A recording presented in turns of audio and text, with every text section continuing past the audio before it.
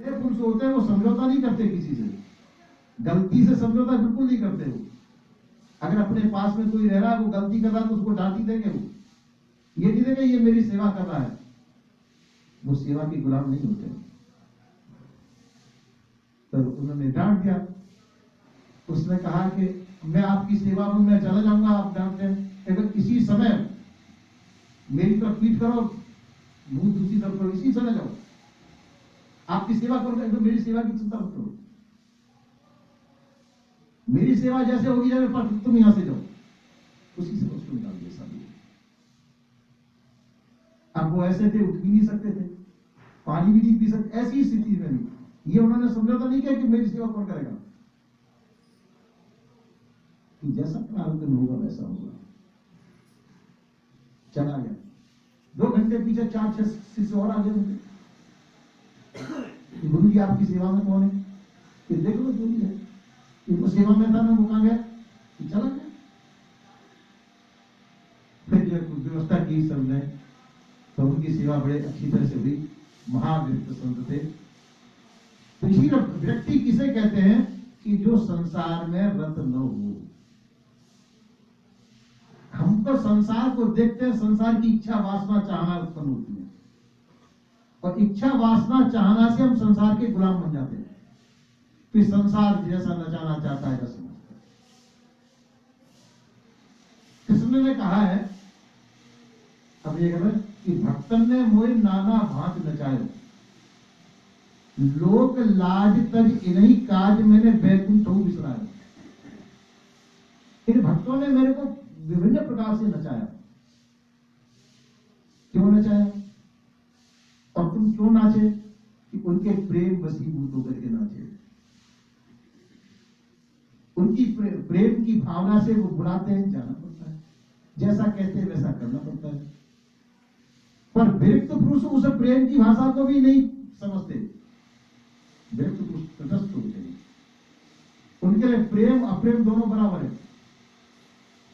वो किसी परिस्थिति गुलाम नहीं होते, वो सब तरह से स्वतंत्र और स्वाधीन होते हैं। कौन प्रेम करता है, कौन प्रेम नहीं करता है, कौन उनका सेवा करता है, कौन सेवा नहीं करता, इस भाव से ऊपर उठ जाते हैं। इसलिए वो तटस्थ और स्वतंत्र हैं। जब तक हमको किसी की भी आशा होगी हम गुलाम हैं। सभी प्रकार की गुलामी का त्याग मनुष्य कर सकता है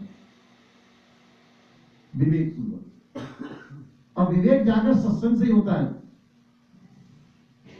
तो सत्संग के द्वारा सबने समझ लिया कि शरीर के साथ में जैसा प्रारंभ के अनुसार जैसा वो कहते हैं कि लोग कहते हैं कि मेरे पास इतने आदमी हैं, इतने उसका मैं वो मालिक हूं, मैं सब तरह से संपन्न हूं, मेरा कोई के साथ। तो देखो कहा है कि राम के साथी कितने थे पर वक्त पड़ा तब कोई नहीं। राम के कितने साथी थे, पर जिस समय समय पड़ा उस समय उनकी कोई सहायता करने वाला नहीं हुआ। रावण के देख लख पूत सवाल नाती, इतनी बड़ी फौज, रावण का भी सहारा देने वाले अंतिम समय में कोई नहीं था।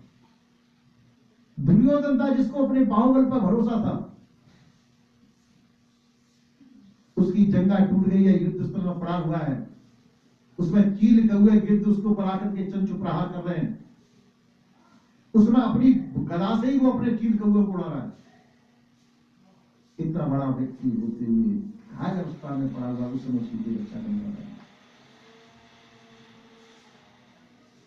ये प्रारब्ध का खेल। इसलिए विचारवान व्यक्ति जो होते हैं सर्वतंत्र स्वतंत्र होते हैं, कि जिस प्रकार से जो होना है जो हुआ, मानसिक रूप से भी गुलाम नहीं होते, शारीरिक रूप से भी गुलाम नहीं होते। समझ लेते हैं कि कभी गुलामी का कोई कारण नहीं, मानसिक भी हम गुलाम क्यों हो। मानसिक गुलाम हम संसार के गुलाम हो जाते हैं, संसार साथ नहीं देता तो हम कल्पना के गुलाम हो जाते हैं। कोई देवी देवता हमारी सहायता करेगा, कोई परमात्मा आकर के हमारी सहायता करेगा। वृंदावन में एक चला आया, नाम तो मेरे को याद नहीं रहा अभी, उसने देख रखा था भगवान भक्त की इच्छा के अनुसार सब कुछ करते हैं। अपने भक्ति की इच्छा के पीछे नाचते हैं तो मेरे पीछे भी नाचेंगे, मेरे पीछे भी जरूर आएंगे। मैं उसने दृढ़ प्रतिज्ञा कर ली जाकर के वहां जंगल में आके छठीगढ़ के और उसके बीच में जंगल है, तो जंगल में आके बैठ गया। भगवान आकर के मेरे को भोजन पवाएगा जब ही मैं भोजन पाऊंगा। दृढ़ प्रतिज्ञा करके बैठ गया। शायद ओम प्रकाश नाम था उसका, ऐसे मेरे को ध्यान नहीं है। अब जो बड़े बड़े संत पहुंचे वहां पे समझाने के लिए, कहने लगे भगवान को इतना कष्ट नहीं देना चाहिए, तुम भगवान के ऊपर वो कर रहे हो, भगवान कैसे आएंगे, ये कलयुग है, कलयुग में इस तरह से भगवान नहीं आता है। कई लोग ऐसे आए, कई लोग रासधारी थे, भगवान का रूप धारण करके उसके सामने आ गए, है ना, मुकुट फुकुट पहन करके। कईयों ने प्रयास किया कि कैसे भोजन पा लेंगे, महात्माओं ने भी किया। उसने कहा नहीं, भगवान स्वयं भोजन लेकर के मेरे सामने आएगा जब ही मैं भोजन पाऊंगा। भगवान है तो अब भगवान था ही नहीं, जाएगा कौन? आखिर में उसने शरीर छोड़ दिया, शरीर छूट गया उसका। तो लोग वहां उसको बड़ा महिमा मंडित किया कि रात को भगवान आए, उसको भोजन पवाया और अपने साथ ही उसको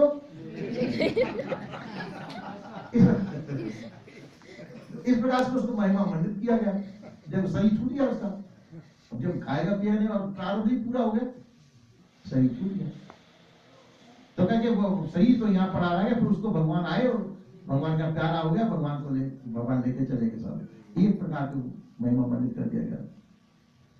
तो ये हम जो है अपनी कमजोरी को छिपाते हैं। उसका जो प्रण था वो भी अज्ञानतावस्था, जो मौजूद होगा वही सेवा कर सकता है। आप अभी बीमार हैं और बीमार में किसी डॉक्टर को बुलाना चाहे, आप कहेंगे नहीं मेरे को वही डॉक्टर, मैं लुकमान हकीम से या धन्वंतरी बैठ जाएंगे जब ही इलाज कराना चाहूंगा, तो वो तो आने वाले नहीं, शरीर छूट गए। अभी वर्तमान का डॉक्टर काम देगा। आप यहाँ बीमार है तो यहाँ का डॉक्टर पहले काम देगा आपको, फिर बॉम्बे कलकत्ता जहां ले जाए वहां ले जाए, उसकी सेवा आपको स्वीकार करनी पड़ेगी। इसी प्रकार से विवेकवान जो पुरुष होते हैं तो देश काल वस्तु परिस्थिति से समझौता करते हुए, प्रारब्ध में भरोसा रखते हुए, मानसिक और भौतिक दोनों प्रकार की गुलामियों को त्याग करते हुए अपना स्वतंत्र जीवन जीते हैं।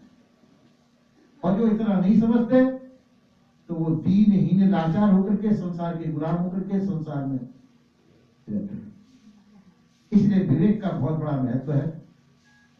सत्संग का महत्व ही है ये कि हम सत्संग में क्यों आते हैं? अपनी दीनता हीनता लाचारी को त्यागने के लिए और सबल बनने के लिए आते हैं। हमारी दीनता हीनता लाचारी छूट जाए और सब प्रकार से सबलता, आत्मिक और भौतिक रूप से हम सबलता प्राप्त करें और किसी का हमको गुलाम न होना पड़े। हम मानसिक स्तर से इतने ऊंचे उठ जाएं कि संसार के सुख दुख से जो व्यक्ति ऊपर उठ जाता है वह व्यक्ति सुखी होते, वह व्यक्ति विवेकवान माना जाता है। और जब संसारी पचड़े में पड़ गए, जो रोते रहते हैं ऐसा हो गया वैसा हो गया, तो समझो हम अभी दीनता हीनता लाचारी हमारी खत्म है। और ये दीनता हीनता लाचारी खत्म करने के लिए ये मनुष्य जीवन ही है, और कोई जीवन इसमें नहीं कि जिसमें हम अपनी दीनता हीनता लाचारी खत्म कर सकें। और दीनता हीनता लाचारी बनाई हुई हमारी प्रारब्ध के अनुसार है, तो प्रारब्ध हमारा बनाया हुआ है। हमारे पहले किए हुए कर्म ही हमारे प्रारब्ध है, उनके अनुसार हमको सुख दुख बोल रहा है, और उसमें हम आबद्ध होकर के सुखी दुख हो रहे हैं, वो भी हमारी कमजोरी है। इसलिए विवेकवान पुरुष अपने विवेक की धारा में जीता है और संसार में सभी प्रकार की प्रसन्नता का त्याग करके स्वतंत्र जीवन जीता है। फिर कहा है तब लग जोगी जगत गुरु जब लग रहे निराश। योगी जगत का गुरु कब तक है? जब तक वो निराश है। जब आशा ही में जगी, जब किसी प्रकार से भी आशा, किसी से भी आशा हो, चाहे परमात्मा की आशा हो, चाहे देवता की आशा हो, चाहे किसी व्यक्ति विशेष की आशा हो, तो जग गुरु, संसार गुरु है और योगी संसार का गुलाम हो जाता है। तो जबकि संतों का ऐसा मत है कि हम मनुष्य जीवन है, स्वतंत्रता स्वाधीनता का जीवन जिए, परतंत्र पराधीन होकर के न जाएं, हम स्वतंत्र और स्वाधीन होकर के जाएं। और स्वतंत्रता स्वाधीनता पे आपका जन्म सिद्ध अधिकार है। हर व्यक्ति अपने आप को स्वतंत्र और स्वाधीन कर सकता है। पर भाग्य कि हम उसको सत्संग में संतों की कृपा से समझे बूझे और अपना वैसा जीवन बनाए, ऐसा संतों का बोलिए श्री सद्गुरुदेव।